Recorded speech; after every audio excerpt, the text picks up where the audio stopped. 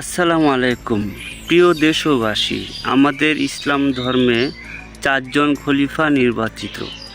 এই বিষয়টা আমরা সকলেই অবগত আছি। কিন্তু এই 4 জন খলিফার মধ্যে সর্বপ্রথম কোন খলিফা এবং কোন সাহাবী শাহাদাত বরণ করেছেন এবং শাহাদাতের সাক্ষী দিয়েছেন কে কে, আমি যদি আপনাদেরকে সহজভাবে বলে দিতে চাই, সর্বপ্রথম শাহাদাতের সাক্ষী দিয়েছিলেন। আপনারা দয়া করে কমেন্ট বক্সে লিখে দিবেন।